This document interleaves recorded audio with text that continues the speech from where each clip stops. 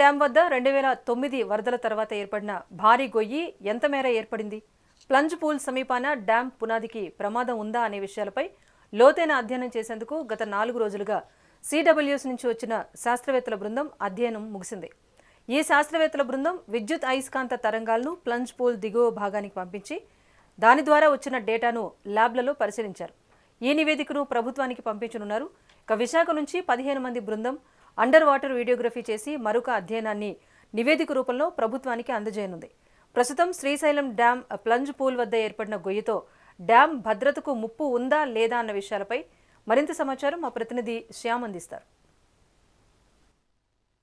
ఇరు తెలుగు రాష్ట్రాలకు అన్నపూర్ణగా విరాజిల్లుతున్న శ్రీశైల జలాశయం ప్రస్తుతం ప్రమాద అంచున ఉంది. ముఖ్యంగా గత కొన్ని రోజులుగా ఇక్కడ ప్రత్యేక నిపుణులు శ్రీశైల జలాశయాన్ని సందర్శిస్తున్న పరిస్థితి ఉంది.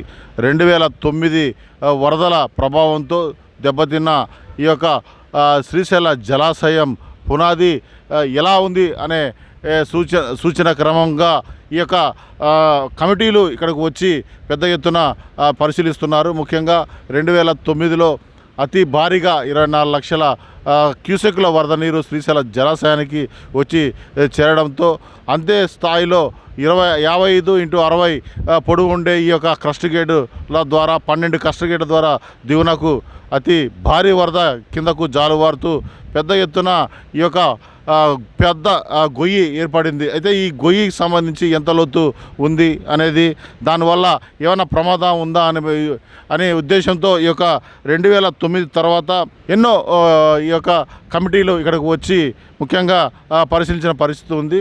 నేషనల్ సంబంధించి సిడబ్ల్యూసి, అలాగే గోవాకు సంబంధించి, అలాగే పూనాకు సంబంధించి, వైజాగ్ సంబంధించి ఎంతోమంది మెకానికల్ సంబంధించి ఎంతోమంది ఇక్కడ ఈ పరిశీలించారు నిపుణులు. అయితే కేవలం నివేదికలు మాత్రమే వెలువడుతున్నాయి, కానీ పనులు మాత్రం జరగట్లేదు. ఇక్కడ ముఖ్యంగా అప్రోచ్ రోడ్డు కావచ్చు, అలాగే డ్యామ్ సంబంధించిన ఈ యొక్క ప్లంజ్ పూల్ సంబంధించి పెద్ద ఎత్తున 12 సిలిండర్లు, కాంక్రీట్ సిలిండర్లు పూర్తి ఎత్తున దెబ్బతినడము, అలాగే ఈ యొక్క అండర్ గ్రౌండ్ వీడియోగ్రఫీకి సంబంధించిన నిపుణులు, అలాగే ఈ కాంక్రీట్కి సంబంధించిన ఎలా డ్యామేజ్ అయింది, ఎంత మేర డ్యామేజ్ అయింది, ఎప్పుడు దీనికి సంబంధించి ఈ మరమ్మతులు చేయాలనే ఉద్దేశంతో ఈ యొక్క కమిటీలు వచ్చి ఇక్కడ పెద్ద ఎత్తున పరిశీలన జరిగింది. మొన్న సంబంధించి పూనాకు సంబంధించి ఈ యొక్క సిలిండర్లకు సంబంధించి కాంక్రీట్ విషయం ఏ రకంగా దెబ్బతిన్న ఈ విషయంలో పెద్ద ఎత్తున ఇక్కడ పరిశీలన జరిగింది. ముఖ్యంగా ఇక్కడ రేడియో తరంగాలను పంపించి తద్వారా ఎంత డ్యామేజ్ కింద వరకు ఉందనే విషయాలు పెద్ద ఎత్తున 3 రోజుల పాటు 3 నిపుణులు ఇక్కడికి వచ్చి ఈ యొక్క నివేదికను తీసుకువెళ్ళడం జరిగింది. అయితే పూనాకు సంబంధించి ఆ యొక్క ల్యాబుల ద్వారా అక్కడ నివేదికను ఈ యొక్క 2 నెలల లోపల ఈ నివేదికను ప్రభుత్వానికి సమర్పిస్తారని, అలాగే వైజాగ్ సంబంధించి అండర్ గ్రౌండ్ సంబంధించిన వీడియోగ్రఫీ ద్వారా ఎంత మేర ఈ యొక్క డ్యామేజ్ జరిగిన విషయాలు కూడాను క్షుణ్ణంగా పరిశీలించేందుకు 15 మందితో కూడిన బృందం కూడా ఇక్కడ వచ్చింది. అలాగే సిడబ్ల్యూసి అంటే సెంట్రల్ వాటర్ కమిషన్ సంబంధించిన నిపుణులకు కూడాను పెద్ద ఎత్తున శ్రీశైల డ్యామును సందర్శించడం జరిగింది.